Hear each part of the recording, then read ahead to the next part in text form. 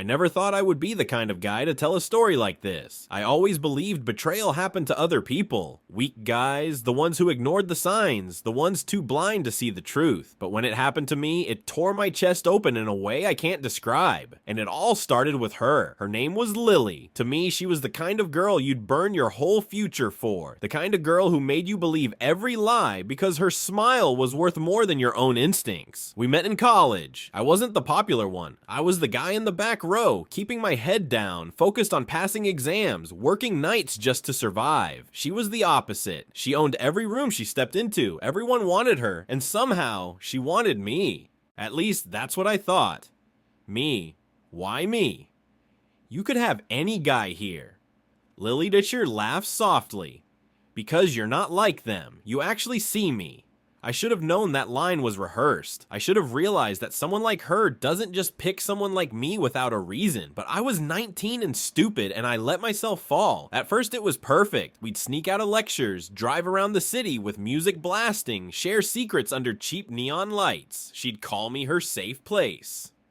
And I believed it. She met my mom. She sat at our kitchen table, eating spaghetti I made, laughing with my little sister. She acted like she belonged. That was her gift. She made you believe she was permanent. But permanence was the last thing she had in mind. The first crack came small. A missed call, a late reply, an excuse about being busy. I brushed it off. We all get busy, right? Then came the lies. I'm studying with friends, but she'd post a picture at a party. I was asleep, but her location showed her across town. Every time I confronted her, she had a way of twisting it. Lily, God, you're so paranoid. Don't you trust me?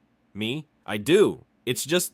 Lily cuts me off. No, you don't. If you did, you wouldn't question me. And just like that, I became the problem. She gaslit me into silence, and I let it happen because losing her felt worse than swallowing my doubts. But the night everything shattered, I can still replay it frame by frame. It was my friend Mark who texted me first. Bro, you need to come to this party. Don't ask why, just come. I almost ignored him. I was exhausted, working late, but something in his tone, it felt urgent. So I went. When I got there, music was rattling the windows, people spilling into the street. And then I saw it. Lily, on the balcony, wrapped around another guy like I never existed. His hands on her waist, her lips on his neck, and the worst part, she looked happy, happier than she ever looked with me. I froze. My stomach turned cold, like all the blood had drained from my body. Mark found me in the crowd. Mark, man, I'm sorry. I didn't want you to find out like this, but you needed to know. I wanted to scream, to fight, to drag her away and demand answers, but all I could do was watch. Every laugh that left her mouth was a knife. And when her eyes finally met mine, she didn't even look guilty. She just smirked, like she'd been waiting for me to see it. Lily shouting across the balcony, "Guess you're not enough after all." The crowd erupted, half laughing, half whispering. In that moment, I wasn't just betrayed, I was humiliated. I don't remember how long I stood there. Maybe minutes, maybe hours. Time didn't move right anymore. It was like the whole party had turned into one giant stage, and I was the punchline. Everyone watching the loser who got played. I left without saying a word. My body moved on autopilot, carrying me out of that house and into the freezing night air. My phone buzzed non-stop. Texts from Mark, calls from Lily, even a few drunk idiots sending me pictures of what they just witnessed. Each vibration was another nail in my coffin. When I got home, I sat in the dark for hours. I couldn't cry, I couldn't even scream. It was just emptiness. A hollow pit in my chest. The spaghetti my mom had made earlier still sat cold on the table, untouched. The whole house was quiet except for the sound of my little sister's breathing from her room, and that made it worse, because Lily had sat at that same table weeks before, laughing, pretending she cared. The next day, she showed up at my door. "Lily, open the door, please. Just let me explain." Me? Through the door. Explain what? That I was never enough. That you've been lying to me for months. Lily, it wasn't like that. I swear. It just happened. Mia laughing bitterly. It just happened. You don't accidentally make out with some guy in front of everyone. I opened the door finally just to see her face, and there it was. Not guilt, not shame, just fear of being caught. Lily, look, he means nothing. You're the one I love. Please don't throw us away over a mistake. Me? A mistake is forgetting to text back. What you did was a choice. She cried, of course. She always knew how to cry on cue, but this time, something inside me had snapped. Me. You know what hurts the most? You didn't just cheat on me. You made me feel crazy for months. You made me think I was paranoid when I was right the whole time. Her tears slowed, and that's when her real self came out. Lily, coldly, maybe if you weren't so boring, I wouldn't have needed someone else. And just like that, the girl I thought I loved was gone. Or maybe she was never there. I slammed the door in her face. I thought it would end there, that I could finally walk away and heal, but betrayal has a way of bleeding into every part of your life. Word spread across campus like wildfire. Suddenly, I wasn't just the guy Lily cheated on. I was a joke. People whispered when I walked past. I saw screenshots of group chats where my name was the punchline. Even professors looked at me differently, like they pitied me. Mark stuck by me though. Mark, bro, don't let them break you. They'll move on to some other drama soon. Me, yeah, but I won't. I'm stuck with this. Nights turned into weeks, and I couldn't escape her. She was everywhere. In class, in the cafeteria, even on my bus route home. And every time she acted like nothing had happened. Smiling, laughing, living her life while I drowned. But the worst was yet to come. It was the end of the semester, finals week. Everyone was stressed, tired, ready to collapse. And then, in the middle of the library, I heard it. Lily's new guy, loud enough for everyone to hear, "Yo, isn't that the dude whose girl upgraded to me?" The whole table erupted in laughter. My face burned, but I refused to look up. Mark, ignore them, man. They're not worth it. But then Lily chimed in. Lily, mocking tone. Aw, don't be mean. He tried, okay, he just couldn't keep up. Something inside me snapped again. I stood up so fast my chair crashed backward. The entire library went silent. Me. Yelling, "You think this is funny? You think ruining someone is a game?" She smirked, that same smirk from the balcony. Lily, it's not my fault you weren't enough. I wanted to break something, to shatter the smug look on her face, but instead I walked out, fists clenched so hard my nails cut into my palms. The blood dripping from my hand felt more real than anything else in that moment, and that's when I realized this wasn't just betrayal, this was war. War, that's what it became after that night in the library. Not the kind with fists or weapons, but something crueler, a psychological war. She had turned my pain into her entertainment, and every day that passed, she found new ways to twist the knife. At first, I tried to ignore her. I thought if I kept my head down, if I just focused on my studies, she'd get bored and move on. But people like Lily don't move on. They feed off the chaos they create. And she had an audience now. Rumors started to spread. Little things at first. He hit her. He cheated first. She just got even.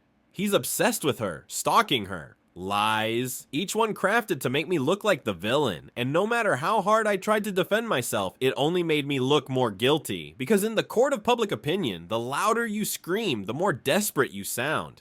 Mark, don't play her game, man. People who matter know the truth. Me, the truth doesn't matter anymore. She owns the narrative. And she did. She became the victim, the poor girl who was betrayed first, the brave soul who moved on. Meanwhile, I was painted as the bitter ex who couldn't let go, but I wasn't bitter, I was broken, and she knew it. One night, I got a message request on Instagram. It was from an account I didn't recognize. The profile picture was blank. The message said, "Check her story, right now." I hesitated, but my curiosity won. I opened her profile, and there it was, a video. She was lying in bed with him, the guy from the balcony, her head on his chest, her voice dripping with venom. Lily in the video, laughing, "He really thought he was special. Can you believe I wasted 2 years on that loser?" Then the guy chimed in, new guy, "Maybe he was just practice for the real thing." They both laughed, and she leaned in to kiss him. I dropped my phone. It clattered against the floor, but I didn't care. My whole body was shaking because it wasn't just betrayal anymore. It was public execution. She wasn't content with breaking me privately. She wanted to burn me in front of everyone. That night, I punched a hole in my bedroom wall. My knuckles split open, blood staining the paint. My mom rushed in, terrified, but I couldn't explain. How do you explain that your heart has been ripped out, paraded around, and mocked like a circus act? The next morning, Lily posted another story. This time it was a screenshot of our old texts. Sweet messages I'd sent her months ago. Things like, "I'd do anything for you, and you're my forever." She captioned it, "Imagine believing this crap, haha." I wanted to disappear. I wanted to erase every memory of her, every trace of my love, every word I ever wrote. But it was too late. She controlled the narrative and I was the punchline. Days blurred into nights, nights into weeks. Sleep became a stranger. Food tasted like ash. The only thing that kept me standing was Mark, who refused to let me sink completely. Mark, listen, man, one day she's gonna choke on her own poison. Girls like her always do, but you've gotta survive long enough to see it. I wanted to believe him, I really did, but every time I saw her face, every time I heard her laugh, I felt like I was drowning all over again. And then came the lowest blow of all. It was the end of the semester party. I wasn't going to go, and I couldn't stomach another night of whispers and stares, but Mark dragged me along. Mark, you can't hide forever. Face them. Show them you're not broken. So I went. The music was loud, the lights dim, the air thick with smoke and alcohol. I stayed near the corner, nursing a drink, trying to pretend I was invisible. And then she appeared. Lily, looking stunning of course because she always did. She spotted me almost instantly, and instead of avoiding me, she walked straight over, dragging her new guy by the hand. Lily, mockingly sweet. Well, if it isn't my favorite ex. Enjoying the show. Wumi, coldly, what do you want? Lily, oh nothing, just thought I'd let you know. We're engaged. She held up her hand, a cheap ring glittering under the lights. The crowd gasped, murmurs spreading like wildfire. My heart dropped into my stomach. Me stammering, engaged. You've known him for 3 months. Lily, smirking, guess 3 months with him was better than 2 years with you. The crowd laughed, and in that moment, something inside me shattered completely. It wasn't anger, it wasn't sadness, it was numbness. The kind of numbness that comes when your soul has been bled dry. I set my drink down, looked her dead in the eyes, and whispered, Ami, enjoy it while it lasts. Because one day, you'll look back and realize you destroyed the only person who ever actually loved you. She didn't flinch, she just smiled, that same cruel smile, and I walked away. But deep down, I knew this wasn't the end. Not yet. I thought walking away that night would give me peace. But peace never came. Not when her shadow lingered in every corner of my life. You don't just move on from betrayal that deep. It seeps into your veins, poisons your sleep, and rewires the way you see the world. For weeks after the engagement stunt, I avoided everything. No parties, no social media, no conversations I didn't absolutely need to have. I kept my head down and tried to bury myself in work. But Lily wasn't done. She wanted me broken, not just bent, and she knew exactly how to finish the job. One morning, I walked into campus and everyone was staring. Not just the usual whispers, real stares, glares, pity, disgust. My stomach dropped. I didn't know why until Mark came running up, his face pale. Mark, bro, you need to see this. Don't freak out. Me? See what? Mark, hesitating. She posted something about you. I grabbed his phone. My hands shook as I scrolled. And then I saw it. Lily had made a TikTok, not just a casual post, a full production. She sat in front of the camera, fake tears in her eyes, her voice trembling. Lily in the video. I never wanted to say this, but I feel like I need to warn other girls. He was abusive. He controlled me. He wouldn't let me have friends. He screamed at me when I wore certain clothes. I was scared of him. She looked straight into the camera, her crocodile tears dripping down, and then came the dagger. Lily in the video. He even threatened me once. I thought he might actually hurt me.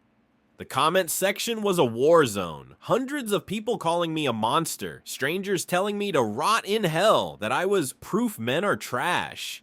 Even people I knew, classmates, old acquaintances, jumped in to call me out. None of them asked if it was true. None of them cared. They believed her because she told the story first. I felt my knees buckle, my throat closed. For a second, I couldn't breathe.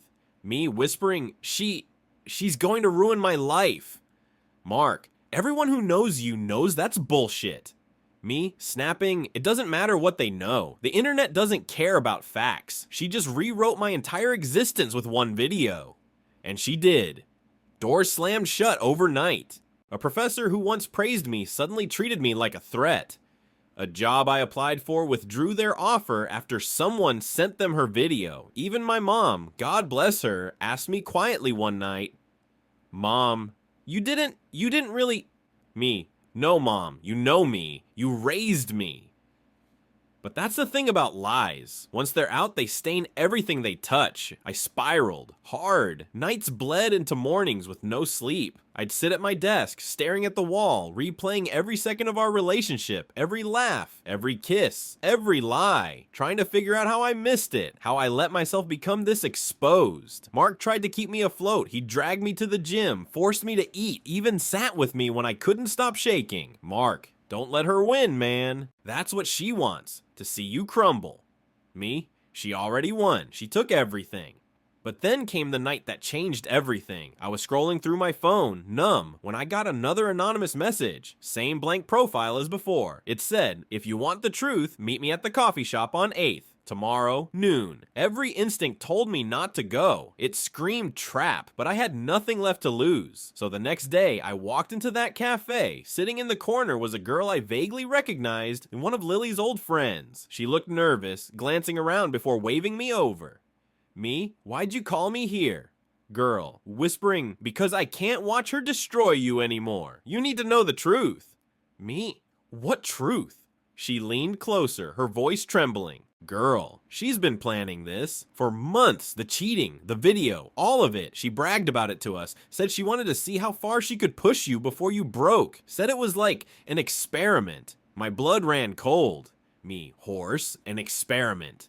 Girl, nodding. She gets off on it. The power, the control. You were never her boyfriend. You were her project. I felt sick. My chest burned. My vision blurred. It wasn't just betrayal anymore. It wasn't just cruelty. It was calculated. A game to her. My entire heartbreak had been entertainment. The girl slid her phone across the table. On it were screenshots, messages from Lily in group chats, laughing about how easy it was to manipulate me, how gullible I was, how she couldn't wait to watch him lose everything.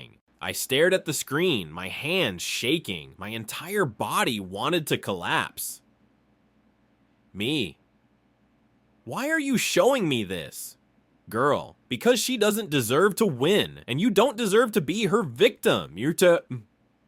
For the first time in months, something lit inside me. Not hope, not peace. Something darker, something sharp. I leaned back, my jaw clenched, and whispered to myself, me. Then it's my turn. The moment I whispered, "Then it's my turn," something inside me shifted. I wasn't the broken, humiliated fool she had paraded around anymore. I wasn't her project. I wasn't her entertainment. I was done being the victim. For weeks, Lily had dragged my name through mud, painting herself as the saint while I was left bleeding. But now I had something she didn't. Proof. The screenshots, the messages, the confessions, evidence that the whole thing was a performance. I could have gone public instantly, posted everything, exposed her lies in the same way she exposed me, but no. That would have been too easy, too clean, and honestly, too merciful. If she wanted a show, I was gonna give her one she would never forget. I started small, quiet, calculated. I rebuilt myself in the shadows while she flaunted her perfect life with her new fiancé. I hit the gym, cut my hair, changed the way I dressed. Every ounce of pain she gave me, I forged into something sharper. People noticed. Whispers changed. Is that him? Damn, he looks different. And then when the time was right, I made my move. It was at their engagement party. A big, loud affair, full of people, music, and cameras. Everyone dressed up, sipping champagne, clinking glasses, celebrating their love. I wasn't invited, of course, but I didn't need an invitation. I walked in through the back, calm, confident, every step rehearsed. People turned, shocked to see me there. Lily's eyes widened, and for the first time since the night on the balcony, I saw something on her face I hadn't seen before. Fear. Me, loudly, addressing the crowd. "Sorry to crash the party. I just wanted to congratulate the happy couple. Truly, you two deserve each other." Nervous laughter rippled through the crowd. Lily tried to recover. Lily Hunt's forcing a smile. "Wow, look who showed up." Everyone, "This is my ex. Be careful, he's unstable." The crowd murmured. She was trying to control the narrative again, but I was ready, and me. Unstable. Maybe, but not a liar. I pulled out my phone, connected it to the projector they had set up for their slideshow of happy memories. And instead of their pictures, the screen lit up with her messages, her words in her own voice. I can't wait to watch him lose everything. He's so gullible, it's hilarious. This is just an experiment. Gasps filled the room. Phones came out, recording. Lily's face drained of color. Her fiancé turned to her, confusion and rage in his eyes. Fiancé? What the hell is this, Lily? Lily, stammering. I can explain. But there was no explaining. The crowd had seen it all. Her crocodile tears, her fake victim act, her cruelty laid bare. I stepped closer, my voice steady. Me? You wanted a show. Here it is. The truth. The mask ripped off in front of everyone. She reached for me, desperate now, her voice cracking. Lily, please, don't do this. Not like this. Me, coldly, you didn't care when it was me. And then I walked out, just like that. No screaming, no revenge beyond the truth. I didn't need to destroy her. She had done that herself. Outside, the night air hit me like freedom. For the first time in months, I could breathe. My chest felt lighter, not because I'd hurt her, but because I'd finally reclaimed myself. She didn't own my story anymore. I did. Later, I heard the fallout. Her fiancé left her. Friends cut her off. The internet turned on her when the truth spread like wildfire. She became the villain in her own narrative, and me. I moved on, slowly, painfully, but stronger. Because here's the real trigger, the real ending. Betrayal doesn't just break you, it remakes you. And sometimes, the only way to win is to let them drown in the lies they built themselves. Me. Final words. She thought she ruined me, but all she did was teach me how far people will go for applause, and how far I'll go to never be their victim again.